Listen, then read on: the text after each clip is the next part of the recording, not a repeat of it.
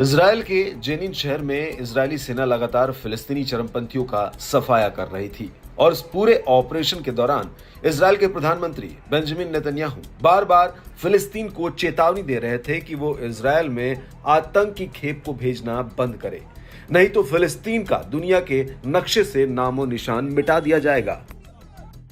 लेकिन दोनों देशों के बीच शुरू हुआ तनाव कम नहीं हुआ, बल्कि जिस बात का पूरी दुनिया को डर था आखिर वही हुआ। जी हां, फिलिस्तीन के आतंकी संगठन हमास ने इजराइल के ऊपर एक के बाद एक 5000 से ज्यादा रॉकेट से हमला किया है।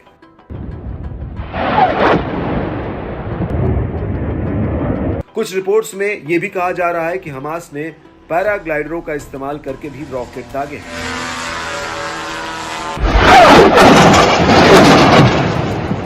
वहीं ज्यादातर रॉकेट हमले गाजा पट्टी से हुए हैं और इस हमले से अब इजराइल ने जंग के लिए तैयार रहने का ऐलान कर दिया है। पूरा जेरूसलम हवाई हमले के सायरनों से गूंज रहा है।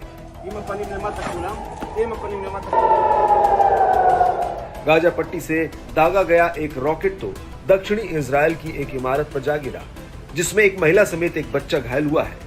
हालांकि इन सभी हमलों में कई लोग घायल हुए हैं। घायलों की संख्या लगातार बढ़ती जा रही है। आपको बता दें कि हमास की तरफ से पहला हवाई हमला करीब 20 मिनट तक जारी रहा, जिसका मतलब यह हुआ कि बिना रुके इन 20 मिनटों में हमास इजराइल पर दनादन रॉकेट फायर कर रहा था और अब इजरायली सेना गाजा पट्टी में हमास के अड्डों पर हमले कर रही है।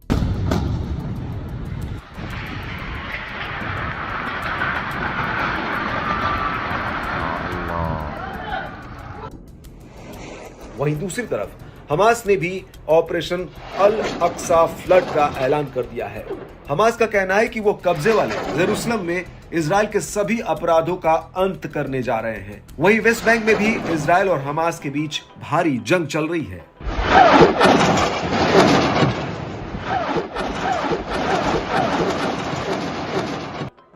आपको बता दें कि 7 अक्टूबर 2023 की सुबह सुबह पूरे इजराइल में लोग यहूदी त्योहार को मनाने की तैयारियों में लगे हुए थे और तभी अचानक से जेरूसलम समेत पूरे इजराइल में हवाई हमलों से सायरन बज उठे।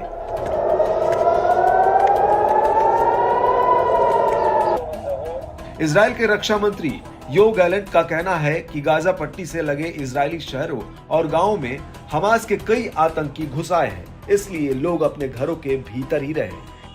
חמאס עשה טעות חמורה הבוקר, הוא פתח במלחמה כנגד מדינת ישראל. חיילי צה"ל נלחמים בכל נקודות החדירה כנגד האויב.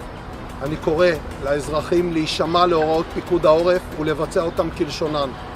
מדינת ישראל תנצח במלחמה הזאת. इजराइल बॉर्डर पर बसे स्डेरोट कस्बे में भी हमास के आतंकियों के घुसने की खबर सामने आई है। वहीं इजराइल के प्रधानमंत्री बेंजामिन नेतन्याहू ने कहा कि हमास को अपने किए की भारी कीमत चुकानी पड़ेगी। लेकिन इस सब के बीच खबरें आ रही हैं कि गाजा पट्टी के बॉर्डर पर हमास के आतंकियों ने इजराइल के कई सैनिकों को बंदी बना लिया है। कुछ ऐसे भी वीडियो सामने आए हैं जिसमें हमास के आतंकी इजरायली सैनिकों को पीटते और घसीटते हुए दिख रहे हैं।